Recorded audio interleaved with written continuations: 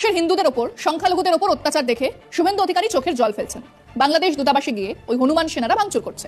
আগুন লাগাতে শুভেন্দু চলে গেলেন সীমান্তে। তিনি প্রতিবাদ জানাচ্ছেন সংখ্যালঘুদের ওপর অত্যাচারে। সেই প্রতিবাদ সভায় তিনি বলেছেন, ওপারে আছেন মোহাম্মদ ইউনুস, যিনি হিন্দু মন্দির ভাঙছেন, আর এধারে আছেন বেগম মমতা, যিনি দুর্গামূর্তি ভাঙেন। বিজেপি হওয়ার প্রথম শর্ত হলো অনর্গল মিথ্যে বলতে পারা। আসসালামু আলাইকুম রহমতুল্লাহ। দর্শক, এবার ভারতের গণমাধ্যম ভারতের বিরুদ্ধে নিউজ করলো। সংখ্যালঘুদের উপরে নির্যাতনের ইস্যু নিয়ে আজকের কলকাতা ভারতের বিরুদ্ধে নিউজ করেছে। দর্শক, এই প্রথম দেখলাম যে ভারতের কোনো গণমাধ্যম ভারতের বিরুদ্ধে নিউজ করেছে। সত্য কথাটা তারা তুলে ধরেছে।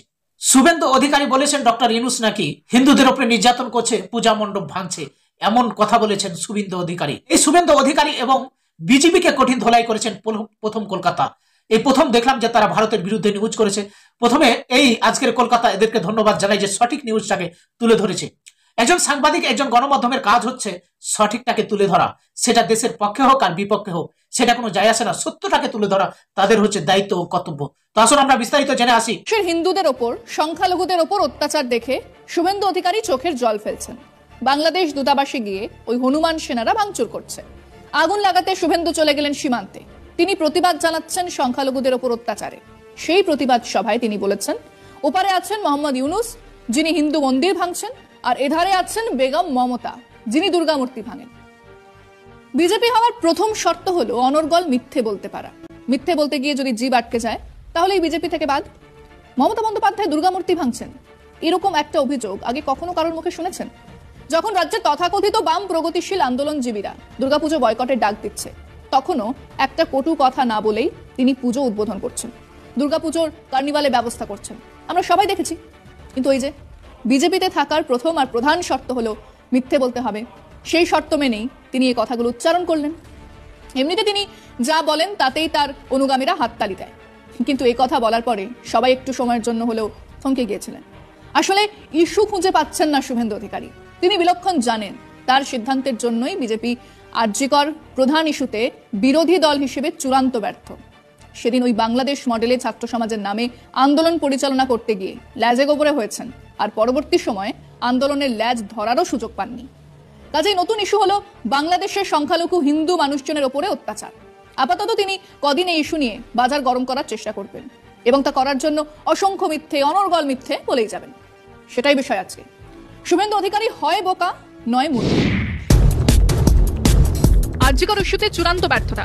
আন্দোলনে বিন্দুমাত্র দাগ কাটতে পারেনি বিজেপি, তাই এখন তাদের হাতিয়ার বাংলাদেশ। পূর্ব বাংলায় সংখ্যালঘুদের ওপর অত্যাচার, নির্যাতন দেখে কুমিরের কান্না কাঁদছেন শুভেন্দু। আর সেই ইস্যুকে টেনেই রাজ্যের মুখ্যমন্ত্রী মমতা বন্দ্যোপাধ্যায়কে বেনজির আক্রমণ করে চলেছেন তিনি। নেত্রীর নামে অনর্গল মিথ্যে বলে চলেছেন রাজ্যের বিরোধী দলনেতা। কারণ মিথ্যে বলাই তাদের কাজ, মিথ্যে বলাই বিজেপির একমাত্র অস্ত্র। আর এই মিথ্যের উপর ভর করেই এখন বাংলাদেশ ইস্যুকে সামনে রেখে বাজার গরম করার চেষ্টা করছেন শুভেন্দু। বাংলাদেশের সংখ্যালঘুদের উপর অত্যাচার হচ্ছে, সব স্তর থেকে তার নিন্দা হচ্ছে, হওয়াই উচিত। কিন্তু এদেশে বিজেপি সরকারের হাতে সংখ্যালঘুদের অত্যাচারিত হওয়ার ভুরি ভুরি অভিযোগ সামনে এসেছে। কোথাও বুলডোজার চালিয়ে সংখ্যালঘুদের বাড়ি ভেঙে ফেলা হয়েছে, কোথাও পিটিয়ে মেরে ফেলা হয়েছে, কোথাও আবার জাতি দাঙ্গা লাগানো হয়েছে। যে বিজেপি আজ বাংলাদেশের পরিস্থিতিতে ব্যথিত, সেই বিজেপি একসময় সংখ্যালঘুদের ভোটের পরোয়া করে না বলে জানিয়েছিল। আর এখন যখন শুভেন্দু অধিকারী এতই দুঃখ, তাহলে আমাদের দেশে হওয়া সংখ্যালঘুদের অত্যাচারের প্রতিবাদ করেন না কেন? এই বিরোধী দলনেতা যতই চালাকি করার চেষ্টা করুন না কেন, তিনি আসলেই বোকা। তাই বাংলাদেশকে ইস্যু করে নোংরা রাজনীতি করাই এখন তার একমাত্র কাজ হয়ে দাঁড়িয়েছে। বাংলাদেশ এক সার্বভৌম দেশ, স্বাধীন দেশ। কিন্তু তা বলে পৃথিবীর কোনো স্বাধীন দেশই তাদের দেশের সংখ্যালঘুদের উপর অত্যাচার করতে পারে না, কোনো মতেই না। আর সেরকমটা হলে প্রতিটা দেশ তাদের নাগরিকরা সেই অত্যাচারের বিরুদ্ধে কথা বলতেই পারে। কিন্তু আমাদের দেশের কাদের কথা বলার অধিকার আছে? কোন সরকারের? রাজ্যের হাতে বিদেশ দফতর নেই, অর্থ দফতর নেই, প্রতিরক্ষা দফতরও নেই।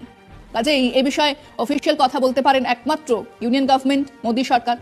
কিন্তু কোন মুখে বলবেন? নিজেদের দেশে আকছার সংখ্যালঘু মানুষজনকে পিটিয়ে মারার ভুরি ভুরি অভিযোগ আছে। অভিযোগ আছে সংখ্যালঘু মানুষদের অধিকার কেড়ে নেবার, অভিযোগ আছে সংখ্যালঘু মানুষজনকে বিনা বিচারে জেলে পুরে রাখার, অভিযোগ আছে সংখ্যালঘু মানুষজনকে আতঙ্কিত করে রাখার। বুলডোজার চলেগা হুমকি দিচ্ছেন রাজ্যের মুখ্যমন্ত্রী। জানেন না দেশের স্বরাষ্ট্রমন্ত্রী সংখ্যালঘু কুকি আর হিন্দু মেয়েদের মধ্যে জাতি দাঙ্গা লাগিয়ে চুপচাপ বসে বসে যে সরকার দেখেই যাচ্ছে, সেই সরকার কিভাবে সংখ্যালঘু অধিকারের কথা বলবে?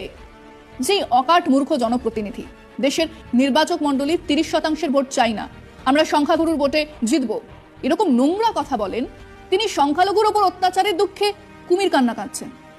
দেশের প্রধানমন্ত্রী, দেশের সরকার জানিয়েছেন তারা খুব আশঙ্কায় আছেন। বাংলাদেশের সংখ্যালঘুদের ওপর অত্যাচারের খবরে তারা চিন্তিত, ব্যথিত।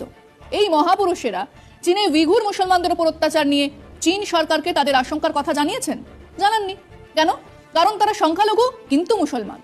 তো আমাদের কাঁথের খোকাবাবুর যদি এত দুঃখ, তার বুক ফেটে হুহু করে চোখের জল গড়াচ্ছে, তো তিনি দিল্লি যান, নরেন্দ্র মোদীকে বলুন, যা করার তো তিনিই করবেন। এবং এটাও তো জিজ্ঞেস করতে হবে যে কতদিন তিনি ওই বেগম হাসিনাকে তার আশ্রয় রেখে দেবেন। এ নিয়েও তো বাংলাদেশের সংখ্যাগুরুদের ক্ষোভ আছে। আমরা জিজ্ঞেস করেছিলাম যে বাংলাদেশের সংখ্যালঘুদের ওপর অত্যাচার নিয়ে চিন্তিত শুভেন্দু অধিকারী, 1, প্রধানমন্ত্রীর কাছে প্রতিকারের দাবি জানাচ্ছেন না কেন? 2, দেশের মধ্যে সংখ্যালঘু মুসলমানদের ওপর অত্যাচারের সময় তিনি চুপ করে থাকেন কেন? শুনুন মানুষজন কি বলছে। ওনারা এই যে শান্ত পরিবেশটা থাকুক বাংলা কিংবা ভারতবর্ষে, সেটা চায় না। তার জন্য হয়তো প্রধানমন্ত্রীর কাছে দরবার করছে না, কিংবা প্রধানমন্ত্রীও নিজের উদ্যোগে কোনো ব্যবস্থা গ্রহণ করছে না। শুভেন্দু অধিকারী যেটা বলছেন সেটা হচ্ছে লোক দেখানি ছাড়া আর কিছুই নয়।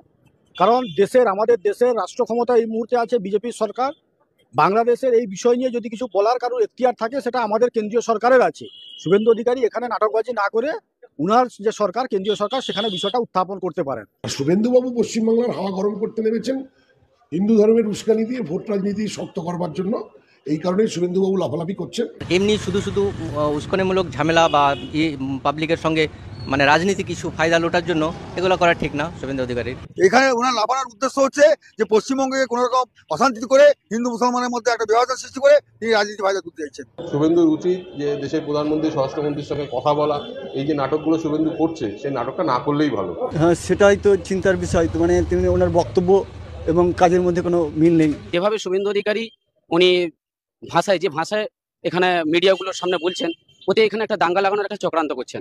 শুভেন্দু অধিকারী যে এখন মরাকাদ্দা কাজে এই মুসলিমদের নিয়ে, যখন উনি তো প্রধানমন্ত্রীকে বলতেই পারেন। শুভেন্দু অধিকারী চাইছে এই সুযোগে তারা একটা সাম্প্রদায়িক উস্কানি দিয়ে তাদের দলের লোক সংখ্যা বৃদ্ধি করা, সদস্য সংখ্যা বৃদ্ধি করা, সমর্থক বৃদ্ধি করা। উনি ওটা রাজনীতি ফায়দার জন্য এটা চিৎকার করছেন, অন্য কিছু না। অ্যাকচুয়ালি শুভেন্দু অধিকারীর এই মুহূর্তে সেরকম জনসমর্থন নেই। শুভেন্দু অধিকারী ক্রমশ পিছিয়ে পড়ছে রাজনীতি থেকে। তিনি হাইলাইট হওয়ার জন্য বাংলাদেশ ইস্যুতে খাড়া করছে, সনাতনী বলে পাশে দাঁড়ানোর চেষ্টা করছে। আসলে শুভেন্দু অধিকারী হয় অত্যন্ত বোকা, না অত্যন্ত মূর্খ, আর না হলে এক নোংরা রাজনীতি করতে নেমেছেন। পাশের এক সার্বভৌম দেশের ভেতরে যা ঘটছে তা নিয়ে কিছু করার হলে, কিছু বলার হলে তা তো মোদী সরকারকেই করতে বা বলতে হবে। তিনি কলকাতায় বাংলাদেশ দূতাবাসে বিক্ষোভ দেখিয়ে বা বেনাপোল পেট্রাপোলে সমাবেশ করতে গিয়ে তিনি কি প্রমাণ করতে চাইছেন? আসলে সেই ভোটের রাজনীতি, হিন্দু ভোট কনসলিডেশনের রাজনীতি, এটাই ওনার কাছে একমাত্র পথ। এক নোংরা সংখ্যাগুরু সাম্প্রদায়িকতাকে কাজে লাগিয়ে বাংলার মসনদে বসার চেষ্টা তিনি চালিয়ে যাচ্ছেন, যা কোনোদিন পূরণ হবে না।